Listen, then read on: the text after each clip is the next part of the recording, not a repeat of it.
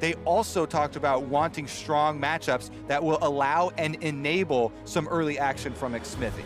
Well, big champion select alert, Akali, Silas, Jarvan, all available right now with the Jarvan ban. Rek'Sai becomes the only really premier jungler, but Akali and Silas, of course, very important as well. And Team Liquid say, okay, Jensen, on the Akali you go, can still go to Impact. Now, I want to cast your minds back to the first time these two teams met, gentlemen. It was Lissandra?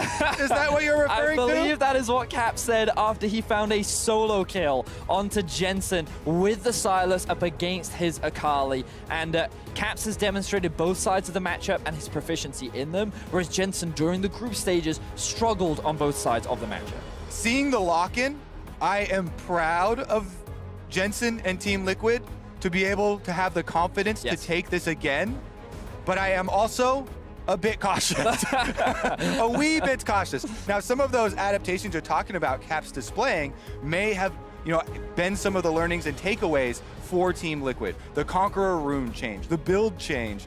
We'll see if those become a factor as Varus has been locked in for G2 and taken away from Team Liquid. Now, I think the biggest debate Team Liquid's having right now is, do they go for Skarner or Rek'Sai, or do they just look in the bot lane? Because what we've seen is that if you go for Rek'Sai, then there's going to be an answer with the Skarner. But if you go for the Skarner, does G2 have something else that is prepared? So they decide to lock in their bot lane here, and this gives the freedom for G2 to lock in Rek'Sai, because then they can, of course, immediately ban the Skarner away. Yeah, Team Liquid opting to give up the possible Rek'Sai here in exchange for a strong bottom lane matchup. They know that bottom lane will be targeted. They will whittle down Doublelift's champion pool here. They need the Ashe to compete with the bottom side, because that is what was exploited in the last game. Yes, there was a level 1, there was a flash blown, but that is where the game was made. And this Ashe complements nicely with the Akali because it can set up a lot of picks for the side of Team Liquid. This time in the mid game, they can look for G2, who often try to split up the map to try and catch them off guard,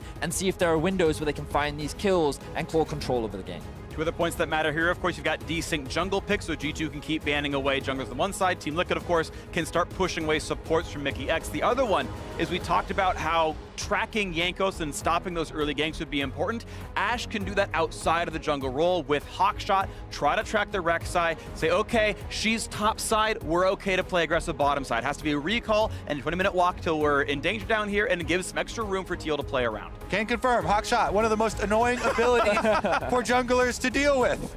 And now we see G2 rounding out their final ban with the Lee Sin. So with junglers taken off the board, my expectations are that they'll actually look to try and grab their mid laner right now. Could be the Lissandra, could even be something... Oh, what am I talking about? Of course, I go for that. The Silas has already been locked in. They'll grab themselves a support. The Thresh, I think, is something that Mickey has played a decent amount during the regular season. Pyke is another option that he could go for, depending on how aggressively that they want to play. Well, I don't think he's the Pyke player on this team. Kennen is the most played top laner for Impact, and G2 sealed Game 5 with Pyke into Kennen. There is a decent chance we see that here in this matchup. Does Team Liquid blink and say, we don't want to play that? I am on the edge of my seat right now, Freak, seeing how the turn will actually come up in this Champion Select.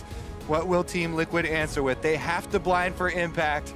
Will it be the Kennen? Oh, that could bring up the Pyke solo lane. I thought it was so effective against the Kennen. Yep. Kennen unable to punish the Pyke in lane, even with the range advantage, because Pyke with the passive can back off, heal up, and Pyke always has an all-in threat due to the Bone Skewer as well as the mobility of the champion. Well, part of what helps G2 win that matchup is a lot of pressure and a lot of ganks from the mid lane and from the jungle going up there constantly. A great early aggressive jungler in the Olaf. There's the Pyke we expected at this point. We are no longer surprised by a top lane Pyke. We are no longer surprised by top lane Pyke from G2 eSports. This is their counter pick into ranged matchups, and it's a lot of pressure from jungle mid that turns it around. Xmithy now must stay ahead of Jankos, and Jensen must stay ahead of Caps to prevent that from happening. Betty, you kept asking me about Champion Select points throughout yesterday, throughout this morning, and my number number one response was, I really think Team Liquid are going to be banning Pyke because it is so scary, offers so much for the versatility of this team, but you know, the gold sharing later on becomes a factor. The execute is such a big part when you combo with other possible sources of burst damage. And the thing that I just have a fun story for you. I was talking to Mickey this morning and I was like, is today the day you get to prove you're the best Pyke player on the team? And he's like, I hope so. I really hope if I can get the right matchup. And you can see him when he was hovering that thresh, he's like, I'm being robbed right now. This pick is being stolen from me, but you know what? I'm fine as long as I get to play another hook champion in the thresh. And we spoke about pick potential on the side of Team Liquid. There is so much mobility and poke potential, pick potential rather, on the side of this G2 squad as well. So much skirmishing power with the draft that they've gone for. All right, pressure is on for game 2 of this best of 5 final. Who would have thought it was North America versus Europe, but it is. In G2, the new kings of Europe, you see that 5 on their chest, 5 championships in the 7 splits they've been in Europe. The most dominant team of Europe over the last 3.5 years. That is unquestionable. And they could bring home Europe's first trophy since 2011. G2, this is the new run for them. Team Liquid were built for this, and they've got to answer back now in game 2. You've just hyped up the entire European continent right now, Freak. They're all looking at this Pyke. They saw game 1. They are feeling excited and then looking forward to seeing what they can do up against Team Liquid, who have tried to adapt coming into game 2. I do think they should be hyped, Vedius, for this lineup. Adding caps, perks, the captain of the team willing to change lanes, and they still find success. Let's take a look at the invade, though. Olaf always gives you priority with the axe spam. That combined with Braum is basically a win in a level 1 skirmish. So Team Liquid trying to take looks here, while on the top side of your map, you see 2 members of Team Liquid trying to cover that pixel brush and disperse a little bit. Team Liquid trying to match the early aggression that G2 demonstrated last game. But G2 actually showing a lot of respect, staying in darkness, trying to avoid all of the vision so that Jankos' starting point is unknown to Xmithy. Yeah, recognizing the fact, Braum and Olaf on the enemy team with multiple other, Ash Volley as well is incredibly powerful as far as level 1. They know they have no place contesting it, so they don't get themselves into a dangerous spot. Let's go over the junglers here. Olaf, people may not have seen him quite a while, probably should have, can easily clear for himself. AoE start here on the Raptor camp, as you can see with the talisman start, no problem. The red side actually starting on his blue, immediately transferring into the Grom, which means that Xmithy should have information on where the enemy jungler is now because Perks and Mickey came to a lane rather late. You'll also notice that Jensen has actually akali Caps' Akali build, going for the Conqueror, and likely picking up the Leandries later on so that when they move off to a side lane, the Akali can actually come out in extended trade. It's one of those things we touched on, learning from your opponents. In Team Liquid's victory over the defending world champions IG, Jensen locks in Lux into the Zoe matchup, learning from the North American LCS finals. Yet again here at the hands of Caps, learning from the Akali side of the Sylas matchup. And you can hear from just more than us as Shox caught up with G2's coach after the draft. Let's get ourselves a sideline report. I just got a chance to catch up with G2's coach, Grabs. I first asked him about team morale. Obviously, after game 1, he said it's the same as before. We're not getting overheated. We were confident, and we still are. And of course, asked him about the Pyke pick once again. I asked him, is this now just going to be the standard for you guys? He said, no, it's still very situational. And in this case, it just works out very well. Their AD carry has no dash, so it is a perfect pick. I asked him also what he found about TL's composition. He said, well, nothing to be surprised by. This is a typical Team Liquid composition. And if they don't get a lead early, they don't win the game. So he's feeling pretty confident about this one. And confidence in the bottom lane as Double have chunked down to 200 HP. They'll find a stun in the Thresh, but Jankos could go for a big play. Another play into the flash knockup, and Core JJ will be knocked down for Jankos' second first blood of the match. And a beautiful hook landed by Mickey to set up the play onto Double Lift. Absolutely beautiful execution. Nets G2 first blood once again. There may be questions who the best Pyke on the team is, but no question who the best Thresh on the team is. Mickey, again, getting a lead on the bottom side of the map for G2. And Jankos is the one that picks up the first blood on this Rek'Sai. Everyone knows how devastating this champion can be, and now he's looking to relieve some pressure mid. Oh, not spotted right now. They do know Olaf is around. The smoke shroud comes out, and it's going to be some damage. Cap finds the stun as Conqueror pops on both sides. Plenty of damage there. No knockup yet for Jankos. Keep in mind, it is a flashless Rek'Sai. Can't go too aggressive without giving away an opportunity. It's going to be wave clear, and the first recall forced out by Cap. Like the appearance of Xfithia in the mid lane, but here we see keep your eyes on Mickey, and notice how he goes in between the minions just as it dies. Double of paths the wrong way. He gets hooked up underneath the tower. Now, while he doesn't take a tower shot, the damage is already done, which means that he's forced to flash early, and then Core JJ has to give up his life so that his AD carry can survive. But that's 3 out of 4 summoner spells burnt.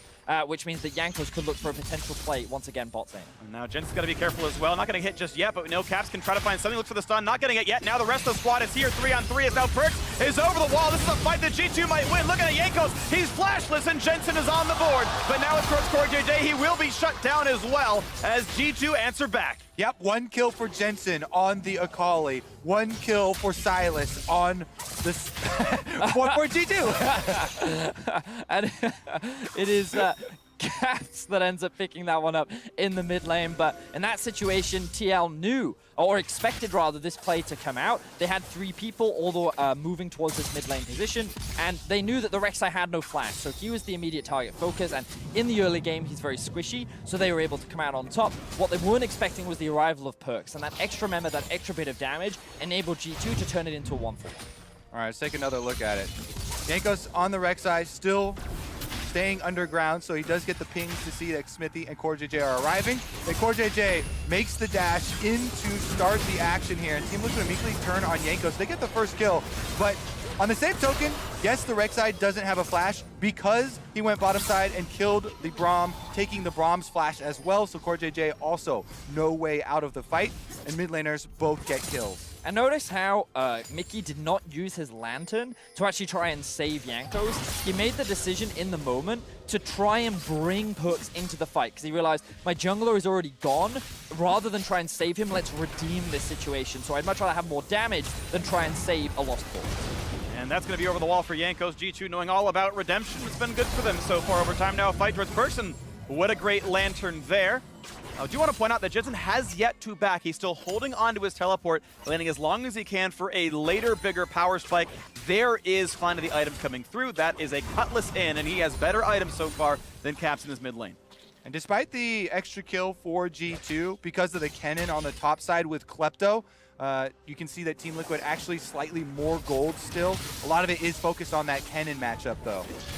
And what's interesting here is that yesterday when we saw Wunder playing his Pyke into Khan's Kennen, it was actually surprisingly even. And I think a part of that was Khan wasn't familiar or used to the matchup with the Kennen into Pyke. Here we're seeing a lot more confident play from the side of Impact. Not only does that show his confidence on the Kennen, but it also shows that he's been paying a lot of attention to how Wunder plays this Pyke, but he's also aware of where the jungle attention is going. He knows that a lot of focus is around the bot side of the map, so he can look to play aggressive and actually build up a decent lead in this 1v1. Looking across the lanes right now, it's fairly equal across the board. The first blood for Jankos answered pretty well by Smithy's extra farm being Olaf. Most of this gold lead for TL is in the top lane. This almost 20 CS lead for Impact. Expected based on the matchup. Again, the way it flips is getting pressure from your other teammates. And as we watch Caps and Jensen fight off back and forth, as he steals the Akali ult, could this be the all-in that Caps wants to look for? Not just yet as he walks away. Yeah, Xmithy in the wings here, threatening to turn that 1v1 upside down, and Caps backs off. Very close, so you can see the break point for this Silas versus Akali matchup. Once she gets the Gunblade, and in particular, once she gets that Liandry's, she'll be in a much better position. But in the interim, with Caps having that level 6 and having a couple more items under his belt, he's coming out ahead in a lot of these small trades. Yeah, we can take the opportunity to dive a little bit into those adjustments that Cap showed in this matchup that Jensen will probably be learning from. You know, there are damage over time adjustments. Let's talk about the bottom, top side, though. Gank incoming. The first attempt to gank topside. Impact had just burned his teleport. Protobelt to the side, then jukes the other way around. Does get away from the Bone Skewer. The guessing game this time around does go to Impact. So this time around, Wunder will just walk away, unable to land the skill shot. Good use of the Protobelt from Impact to make things even harder for Wunder to land that. The Tiamat has now come through for Wunder, which means he has a little bit more pressure in the 1 versus 1. But speaking of pressure, Caps continuing to push in this one in this mid lane. Quick wave clear there. The CS difference 6 right here in this mid lane. They both got 300 gold kills, and just that small lead as Caps really wants to stop that recall. Takes 2 turret shots for it, but does slow Jensen down. That might mean he loses a couple of CS on the way back. Yeah, that's a pretty big delay as far as allowing him to push up. We'll see if the teleport is burned. Jensen is going to use it. Xmithy, 2 members of G2 on his tail. There's going to be a fight over this top river as mikyx roams around. A great smite for Jankos. Jukes away as Xmithy won't find himself a slow just yet, and now we have Caps recalling on a ward. That could be face checked though by Jensen, and now a fight in top side as they trade stuns here, and the Pyke ult's still up, so a major cooldown advantage and health advantage to keep in mind there is now Jankos with flash, could look for the play. The Wonder's gonna heal up and knock down the wave. The E from Impact just came back up, so Wonder and Jankos could not look for the play. Impact saw an opportunity to try and at least release some pressure towards the top side, maybe find a kill. Unfortunately, does not convert into anything for him. But in terms of how the early game is going, TL feel pretty confident. We did hear from Grabs that his expectations are that if TL don't get ahead in the early, then they'll fall off. And I think one of the big reasons for that is we already talked about how Sylas into the Akali is typically Sylas favored, and it usually only gets harder unless you kind of take this pivot in terms of itemization. But also, Pyke becomes so difficult to deal with in the late game because of how much mobility he has and how easy it is for him to find picks onto squishy targets like the Ashe. Yeah, the Ashe is going to have a lot of things to dodge here. Double F going to rely on the flash because there is a Varus ultimate, Mickey on the Thresh, a diving combination of the Pyke and the Rek'Sai will all be going for him. And speaking of Ashe, we have to keep our eyes on the bot lane because notice how Jensen and Caps have a difference in summoner spells right now. Jensen uses teleport to get back into lane. Caps is available, which means they can create a numbers advantage, which is why Jankos is posturing and they're looking to try and make a play. And Hawkshot missed Jankos and Wonder's roaming down with Mobies. They do not know this is a 4v2. Yep, bottom lane for Team Liquid has been pushed up the majority of this game. They're playing it cautiously now, seeing the movements. The Spidey senses were tingling for the duo of Team Liquid. They're going to back away. They weren't sure where Wonder was. They saw Caps posturing, which means that for now they will be safe. This should be a move from G2 to try and get something out of it, though. They don't have a teleport on Wonder, so he's going mid. He is in mid, looking for the pull-off on a Jensen. Get out of the Shroud. Plenty of damage coming out here. Here comes the rest of it. Not quite finding the kill. Jensen not in execute range. And they're also starting up the Dragon during this, so they are going to get a Mountain Dragon in exchange for Impact, as you can see on the mini-map on Kennen, getting a couple turret plates. This is still great for Team Liquid, though. They force a flash. Flash force now an ult out of CoreJJ. Ult's back away and just barely stays alive, but that is 3 summoners lost on the Team Liquid side just for a couple of ults of G2. They are getting leads across the map, and now Wonder fighting with Smithy. Keep in mind, if Olaf gets too low, he can be executed, and Caps has an Akali ult on top. They are explosive here, these two. Yep, mid lane pressure here from G2. Since Jensen just went back to base means that they get to chase Xmithy out of the river, and they have to abandon that minion wave. But the reason why I was saying that this is actually still pretty good for Team Liquid, outside of them losing all their summoners bot, was the fact that they got a lot of turret plates top, but now it could be terrible for Team Liquid. Just Ashe arrow, they hit the stun on a perk, but here comes the knock up there towards CoreJJ. TP comes in as Caps joins in, they find the first. Nice stopwatch buys time, but the drag row, it's gonna be easy to juggle around as Perks finds kill number 2, and G2 up 4-1. Now Jensen is here, but he is very much outnumbered. Dives in for a fight. Look at the crowd control, has to flash away. Now it's Impact on top, and it's Team Liquid looking for a comeback kill, but they cannot quite find it. Finally, Protoa gets one. Impact, he's gonna find number 2, and he saves the bottom lane. Impact barely scraping together some gold for Team Liquid after G2 get another plate off of the turret after the kills, topside as well. This time it is Wonder left split pushing. Let's take another look at this. As he said, they blew all of the summoners save for the heal on double up the bottom side, and the ultimate from CoreJJ was down as well, so they call for the 4-person dive from G2. With the stopwatch there from Mickey, able to drop the tower aggro, they pull off the initial kills, they take down the plate, and then with Jensen roaming down, they make the call for Impact to come in with flash on Kennen. A lot of AoE damage done by Jensen. They do trade the 2 flashes there and get the last kill with this proto belt. Also, Jankos coming in and trying to defend Caps means that Impact will get the stun and get a second. This is what Papa Smithy would call tactical inting from Jensen. He dives in, and it looks like that he's going in for a 1v4. Why is he making this play? Well, he's doing it to bait G2 to overextend underneath the tower to allow Impact to find this beautiful setup with the cannon ultimate. And due to his great roam, they're able to turn it 2 for 2 and actually secure themselves the gold lead. And power spikes coming in. Gunblade now done for Jensen. A Rift Herald picked up with 20 seconds to summon it before the plates drop. That would be a nice 300 gold donation that he would love to get if it can happen. Right now, though, G2 pressuring top side as a lane swap around. Mickey X, of course, up there alongside Devilt and Core JJ. Camps going down. G2 completely taking over this top river. The fact that Team Liquid secure themselves the Rift Herald means that they're the ones set up for a siege. If they can land it onto a tower with the plates gone, it should be a pretty easy objective. But setting up for that will be the hard part, as you rightly said, Freak. It is G2 that seem to have main control, especially around the topside river. Certainly with the vision here. Zombie wards and control wards flooding the river for G2. And as you can see with this toggle, Team Liquid no longer have any early alert system for as to where the enemy transitions are going to come from.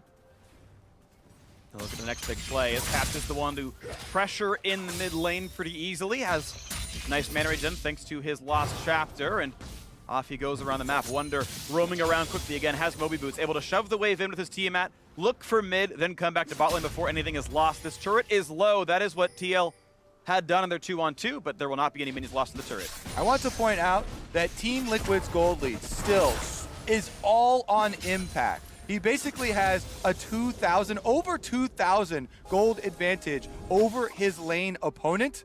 And that is so much of Team Liquid's power. So if they are going to fight, they have to have this cannon. The big AoE magic damage ultimate is their biggest tool. And the scariest thing about this is Team Liquid want to try and utilize that now. Because the longer they wait, if Pike can find those kills, he very quickly comes back to It's a flash for the first stun. Plenty damage towards Impact. Now trying to stay alive with Slicing Maelstrom. But here comes the rest of it. Oh, Protoball buys a bit of space, but still will drop 1 for 0 in the bottom lane. Impact does what he can to try and avoid the execution from Wonder. And while he doesn't get the kill to the Pike, unfortunately, he cannot get away from death. Impact actually goes down. G2 attack Team Liquid's biggest strength, and with that, a counterplay on top side. Rift Hold is activated, Hook is landed, but again, this is the weak side of the map right now for G2 because they committed 2 members to go kill Impact. Yeah, and I like this play from Team Liquid, Kobe, because they could choose to keep the pressure up if they wanted to. They've even, I'm looking at the location of the Kali right now, she's actually gone down bot. This could be winnable right now. Wonder does not have an ultimate, and the damage does come through. Jensen finds the kill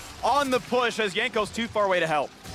This is a great situation for Team Liquid to find themselves in right now. Even though they lost Impact, Akali gets himself another kill, and they're able to secure a top tower, so they sit with the gold lead still in their back pocket. Definitely strong from the Team Liquid members to maintain their poise. Even though Impact does get killed, the answer is even better. Rift Herald on top side, get the tower, and Jensen transitioning down to bottom side to answer with the kill. G2, though, still pushed ahead, got the bottom turret. Elemental Dragon's the next objective. And we can see the clear difference between Game 1 and Game 2. Team Liquid did not concede as much in the early game. They weren't losing all across the board, and Jankos was not able to snowball kill after kill after kill. So now they're transitioning into the mid game with a 1.5k gold lead. Their cannon top is extremely strong, and Team Liquid are actually the team that's in the better position to force fights. And again, we keep looking at this cannon top, Impact. He has flash available, teleport available, is level 11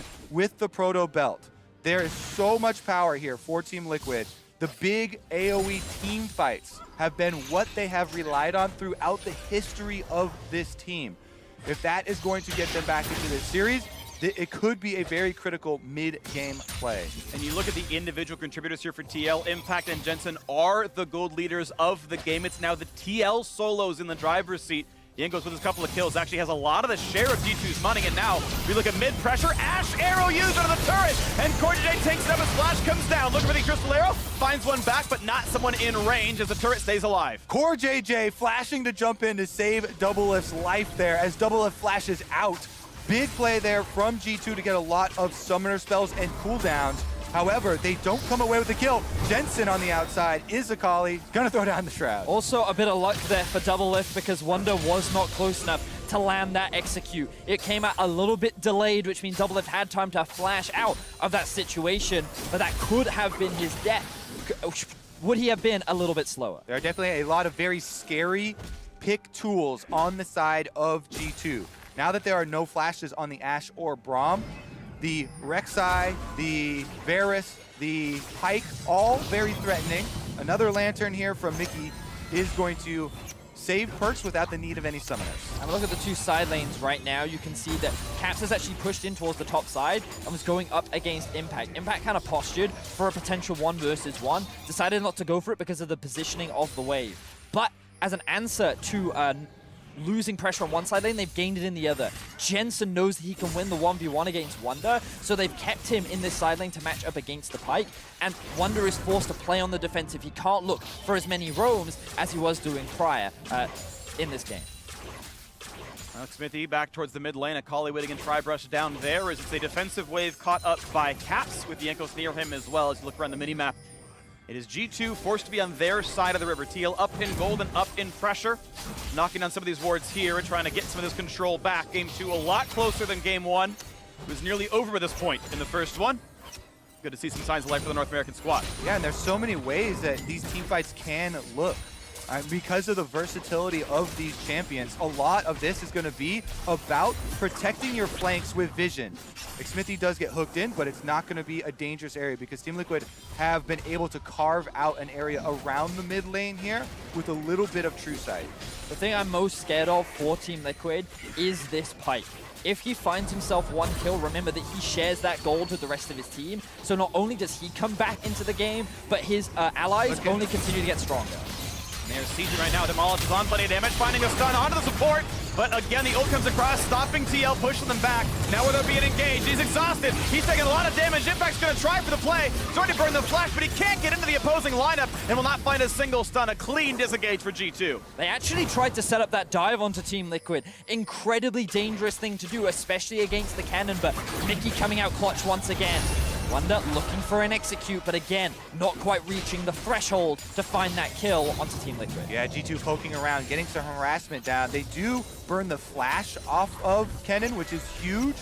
But again, no kills being given over yet. The fight was 3 ults for 3, but Caps' cooldown is much shorter than the rest. And Impact also burned a flash. That was a cooldown lead to G2 as we look in the aftermath of that fight.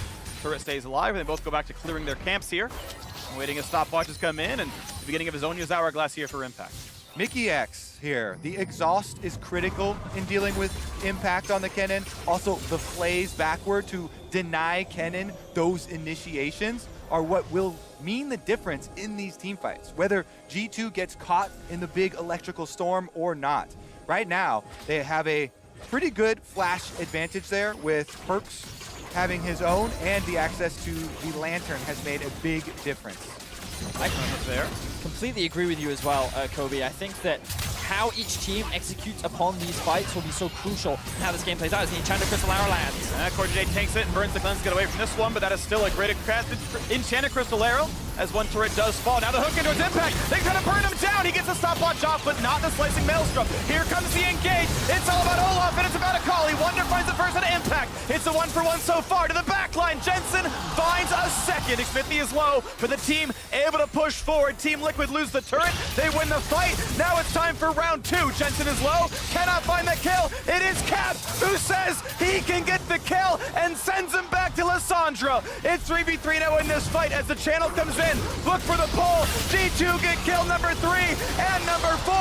Doublelift is alone and he will die. The ace for G2.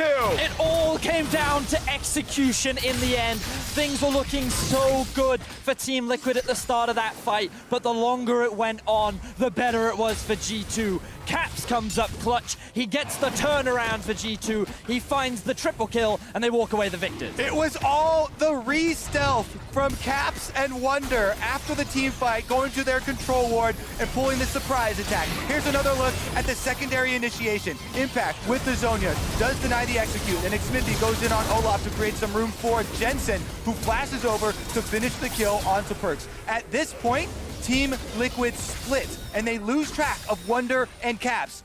Going into this control ward on that bush, like we talked about, they find the surprise onto Jensen. While CoreJJ and Doublelift were pushing mid lane, they simply cannot join to make the 4v3 matter. And G2, after picking up that kill onto the Akali, they can turn on the rest of the Team Liquid members.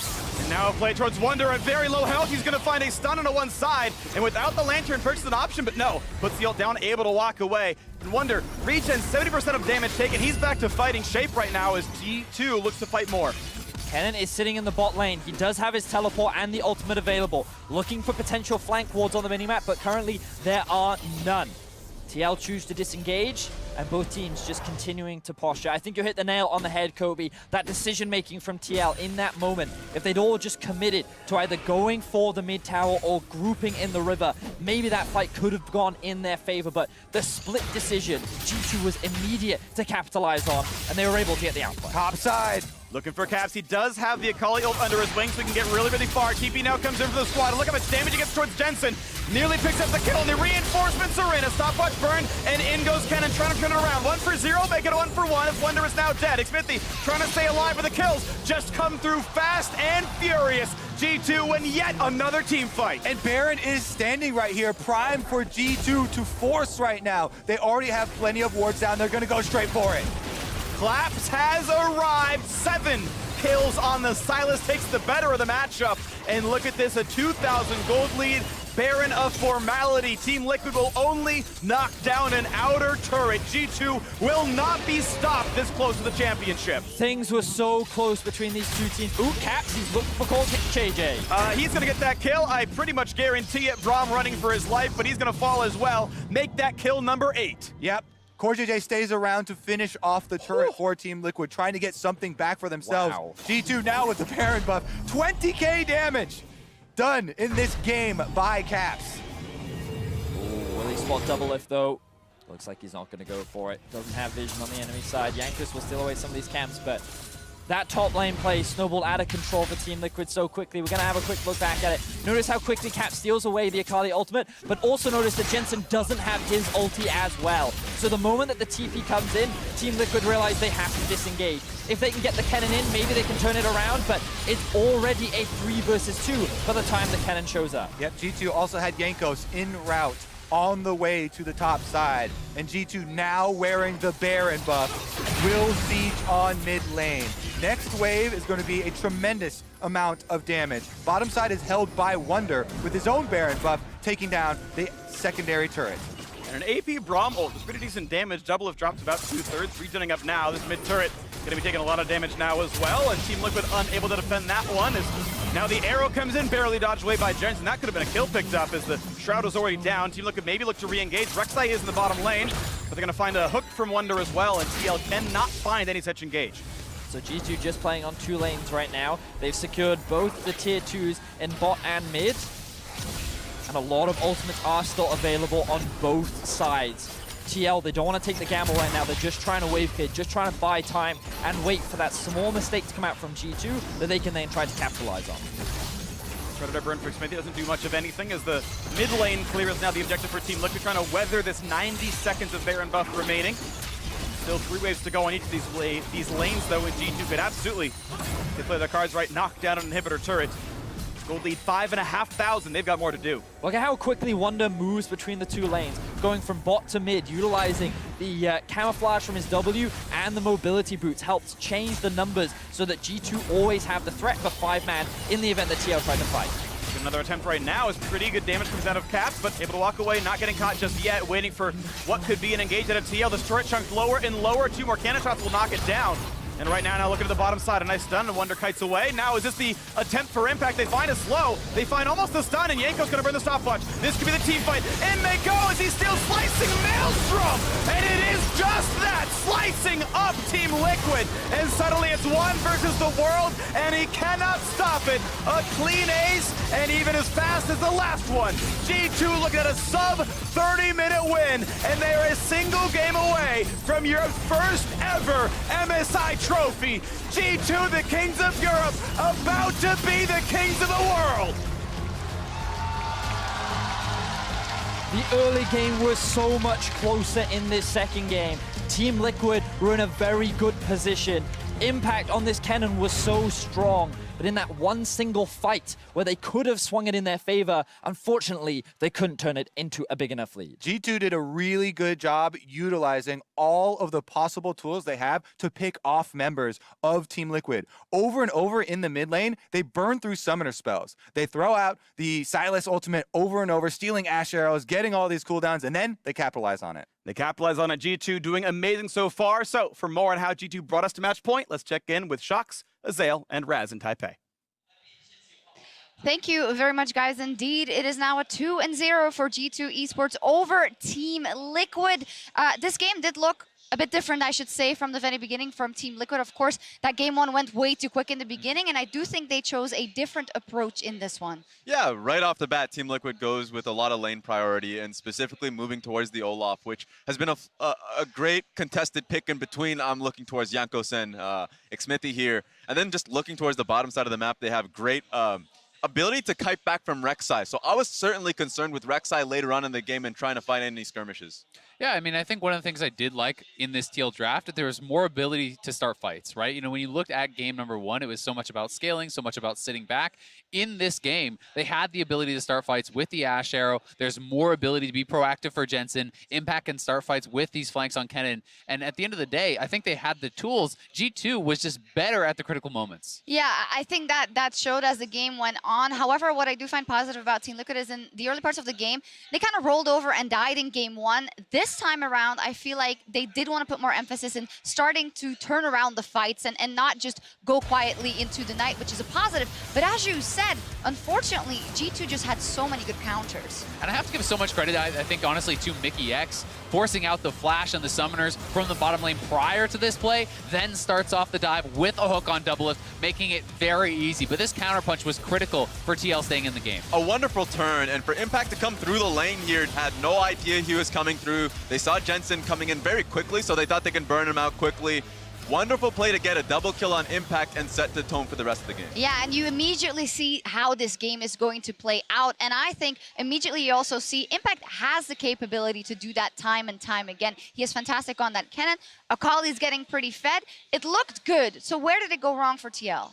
I think, you know, there were some small moments where they did kind of fall short. We saw, you know, a number of times, not perfect coordination, Wonder actually slinking away with very little HP. I think getting a little bit too excited in some of these fights. Fight around mid lane where we had Wonder and Perks being able to actually slink away and set up a trap for Jensen while the rest of the mid lane was actually, you know, pushing. You know, these small moments and these small plays that G2 was able to make, I think were so critical, and it really speaks to how calmly they're playing. I mean, Trap Wonder, look at his health. He's running away at about 5% HP. TL are thinking, we're slamming this fight. Let's go forward. But the presence of mind to drop the pink ward and set up a trap was beautiful from G2. Yeah, and just take a look at this. Jensen, who at this point was just going wild, gets caught out. Team Liquid as a whole are... Just take a look at the three-man unit at this point, thinking, we can't help them at this point. We want to be able to get away. But they notice that the movement speed from G2 side is catching up to them. So there is no way for them to get out of that one cleanly. No, there wasn't. Unfortunately, this started to spell the demise for Team Liquid in game two. After that, G2 really didn't drop a beat anymore, and Caps went off. And you say, yes, the Akali is fed, Jensen's fed, but all Caps does is he just steals whatever Akali can do or anyone else can do on that team, and he also steals, I don't know, I think he deserves it, MasterCard player of the game because of it. Yeah, so I remember, you know, when we were talking about the composition that Team Liquid has and how strong it was having all the engage points, the Kennen ultimate, the Ashe ultimate, guess who loves that? Anything you can do, I can do better. Hell yeah, and the AP coming off of that one too, so perfect play from Caps, who even when they were at a deficit, he was always finding moments to like trade back for his team. And when they finally came into the game and had a great advantage for themselves, you saw to the last team fight at the very end, the Kennen ultimate that just tore Team Liquid apart. I mean, we've seen, I think, two of the most dominant Sylas games in the entire tournament, both from Caps. Had one earlier group stage. This one here, again, very, very impressive. I do think, though, TL, at times it felt like perhaps they're a little bit shaken. They're feeling like they need to force more than they do. You know, even in that replay, seeing them try to go for this pick on Caps top lane, you don't have Akali ultimate. Olaf and the Akali there are not going to have enough damage to actually burst down that Silas before G2 comes through, and G2 is always going to punish you for those mistakes because they are so quick to move around the map and group up as a team. And the reality here is this was a game where Team Liquid had a good draft. Yep. Like their draft was perfect. They had a good lead. And They were G2 even, yeah. once again in this tournament has come back where the lead was out of their reach. It seemed like it was very close for Team Liquid to just move towards Baron. And at this point, G2 are just outclassing them. Not only is Mickey X just dominating just like support to support, and a lot of the plays he's making come doing his lanterns have just been really clutch in a lot of these moments. But Caps has just been the most consistent force in the tournament. And his Silas, if we're just talking about best Silas right now in the world, him and Faker immediately come to mind. And Do they pull this back? At the end of the day, yeah, I mean, I think it's still possible, but you're playing to be best team in the world. You don't get to make these mistakes at this level and expect to win. And so far, G2 has shown us better games, and rightfully so. They're at match point. They are at match point indeed. G2 having a fantastic time on the Rift so far, and so are the fans here in the arena. Of course, throughout MSI 2019, MasterCard has been highlighting the best fans in esports, and today is no exception. Holly and Jonathan, they're getting married next year, and they decided to come to Taipei for a pre-wedding celebration. As MasterCard fans of the day, they also received Star Guardian mini figurines as well as Teemo hats. They also got a shot to hoist the MSI trophy. They got a fantastic backstage tour, as you can see there. Team Liquid fans, unfortunately, that might not be an early marriage present for them, but we'll see. We'll be right back. We'll take a quick break, and then we'll see if G2 closes it out or if TL can bring us back in this series.